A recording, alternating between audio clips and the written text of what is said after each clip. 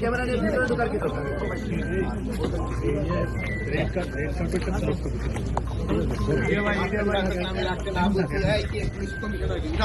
উঠাও না করছি যে আবার কেন রাখছো থানায়? কেন রাখছো? এখন উঠাও, এখন সব উঠাও, উঠে ফেলো। না করি ওইটা কামটা করো, কামটা করো না, না আকামটা করো। যেটা আমি না করে দেবে ওইটাই তোমরা করে দেবে।